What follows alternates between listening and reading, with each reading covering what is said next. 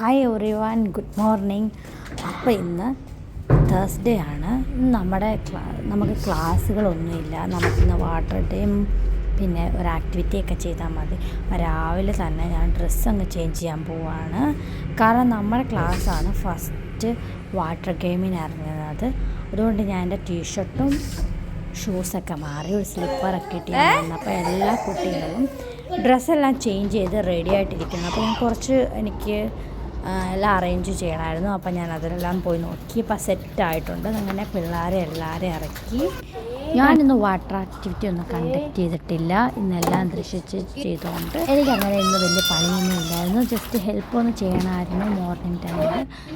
That's it. അത് കഴിഞ്ഞിട്ട് നമ്മൾ കുറച്ച് വീഡിയോ ഒക്കെ എടുത്തു. പിന്നെ ചില പിള്ളേർ ആക്ടിവിറ്റിയൊക്കെ ചെയ്യാൻ നേരത്ത് ഇങ്ങോട്ട് ഓടുകയൊക്കെ ചെയ്യുമ്പോൾ അവരെയൊക്കെ ഒന്ന് ആക്ടിവിറ്റി ചെയ്യാൻ വേണ്ടി ഹെൽപ്പ് ചെയ്യണമായിരുന്നു. അങ്ങനെ ഹെൽപ്പൊക്കെ ചെയ്തു. ദൃശ്യ ചേച്ചി പിന്നെ വേറെ ക്ലാസ്സിലോട്ട് പോകണമായിരുന്നു. അങ്ങനെ പോയി. പിന്നെ ഞങ്ങൾ ക്ലാസ്സിൽ ഇരുന്ന് ഒരു ആക്ടിവിറ്റി ചെയ്യാമെന്ന് കരുതി ഞാൻ അതിനുള്ള പ്രിപ്പറേഷൻസൊക്കെ നടത്തുവാണ്. ദൃശ്യ ചേച്ചി ഒരു റീൽസ് അയച്ചു തന്നപ്പോൾ ആ ആക്ടിവിറ്റി ചെയ്യാൻ കരുതി. ഇതാണ് നമ്മുടെ ഇസക്കുട്ടൻ. ഭയങ്കര ക്യൂട്ടാണ്. എനിക്ക് ഭയങ്കര ഇഷ്ടപ്പെട്ട ഒരു ആളാണിപ്പം. ഇസേനെയാണിപ്പോൾ എനിക്ക് ഏറ്റവും കൂടുതൽ ഇഷ്ടം. ഞങ്ങളുടെ സ്കൂളിൽ വരുന്ന പിള്ളേരിൽ എനിക്ക് ഏറ്റവും എൻ്റെ ഫേവറേറ്റ് ഡ്രസ്സിങ് സെൻസ് ഉള്ളത് ഇസക്കുട്ടനാണ്. അതുകൊണ്ട് എനിക്ക് ഇസേനെ ഭയങ്കര ഇഷ്ടമാണ്. അതുപോലെ ഹെയർ സ്റ്റൈലും മസ്റ്റായിട്ട് എടുത്തു പറയേണ്ടതാണ്. അടിപൊളിയാണ്. അങ്ങനെ ആക്ടിവിറ്റി കണ്ടക്ട് ചെയ്തുകൊണ്ടിരുന്ന ടൈമിലാണ് മേഡം വിളിച്ചിട്ട് പറയുന്നത് ആക്ടിവിറ്റി ഒന്നും ഇനി ചെയ്യണ്ട, ഫിഫ വേൾഡ് കപ്പ് 2026 ഡെക്കോറൊക്കെ ചെയ്യാൻ പറഞ്ഞ്. ഓൾറെഡി ആരെയും രശ്മി ചേച്ചിയും ചെയ്യുന്നുണ്ടായിരുന്നു. പക്ഷേ അത് ഇന്നത്തെ ദിവസമൊന്നും തീരത്തില്ലാത്തൊരു പരിപാടിയായിരുന്നു. അപ്പോൾ ഞങ്ങളെല്ലാവരും 1 മണി ആയപ്പോഴത്തേക്കിന് ഡെക്കോർ ചെയ്യാൻ വന്നു.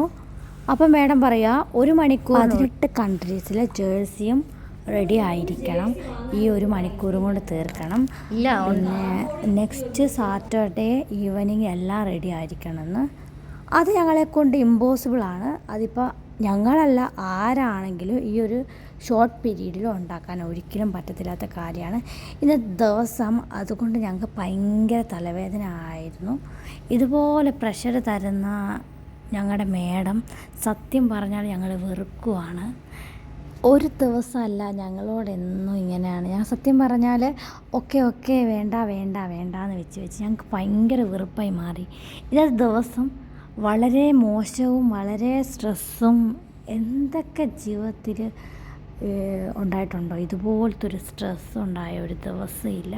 അവർ പറയുന്ന ഡെക്കറേഷൻസ് എല്ലാം കറക്റ്റായിട്ട് ചെയ്ത് ഇപ്പോൾ അവർ ഞങ്ങളെ കാണുന്നത് ഒരു റോബോട്ട് പോലെയാണെന്നാണ് ഇപ്പോഴത്തെ ഒരു ഞങ്ങളുടെ സംശയം. കാരണം അതുപോലെയാണ് ഞങ്ങളോട് പെരുമാറുന്നത്. നമുക്ക് 1 ഡേയിൽ 2 ഷിഫ്റ്റാണ് ഉള്ളത്. 6:30 തൊട്ട് 2 മണി വരെയും 4 മണി തൊട്ട് 8 മണി വരെയും. മിക്ക പേരൻസും താമസിച്ച് വരുന്നുണ്ട്. ഞങ്ങൾ 9 മണി അങ്ങനെ 8:30 പോകുന്നത് രാത്രിയിൽ.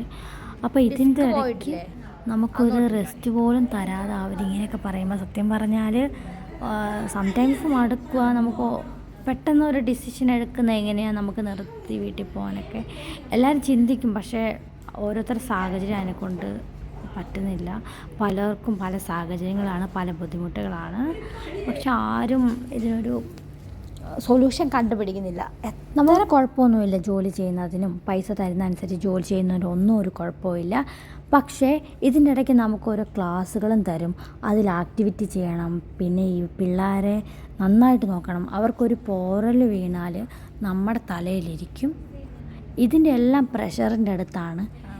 പ്രഷർ എടുത്ത് ജോലി ചെയ്തിട്ട് നമ്മളോട് പറയുന്നത് 1 അവർ കൊണ്ട് ഇതെല്ലാം കാര്യം പറഞ്ഞാൽ ഇതൊക്കെ കാരണം ഞങ്ങൾ കൂടുതലും വെറുത്തത് ഈ ഫിഫ വേൾഡ് കപ്പ്. ആ ഒരു കുന്തം കാരണമാണെങ്കിൽ ഞങ്ങൾക്കില്ലാത്ത പ്രഷറില്ല. സത്യം പറഞ്ഞാൽ ഇന്നത്തെ ദിവസം അടുത്ത് അയ്യോ ഡെക്കറേഷൻ ചെയ്ത് ഇതുപോലൊന്നും അവസ്ഥ ആർക്കും വരുത്തുന്നുള്ളൂ. ആരെയും നാട്ടിൽ നിന്ന ടൈമിൽ എപ്പോഴും 1 വർഷം മുഴുവൻ ഇരുന്ന് പ്രാർത്ഥിച്ച് എൻ്റെ ദൈവമേ വെളിയിലോട്ടൊന്ന് പോണേ ഈ ജോലിയുടെ കാര്യങ്ങൾ അപ്ലൈ ചെയ്യാൻ തുടങ്ങിയ ടൈം തൊട്ട് പെട്ടെന്നൊന്ന് പോയാൽ മതി എന്നാണ്.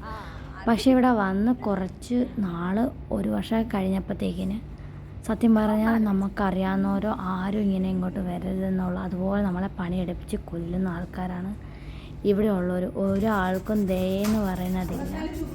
നമ്മൾ ചിന്തിക്കുന്ന പോലെ നാട്ടിലൊക്കെ ആണെങ്കിൽ ഒരാളോടൊരു നന്ദി, റെസ്പെക്റ്റ് അല്ലെങ്കിൽ അവർ ചെയ്യുന്നതിനെങ്കിലും ഒരു ഇത് കാണിക്കും. പക്ഷേ ഇത് അങ്ങനെ പോലും ഇല്ലാത്ത ആൾക്കാരാണ് ഇവിടെയുള്ള ഒരു 90% ആൾക്കാരും. ബാക്കി 10% ആയിരിക്കും നല്ലത്.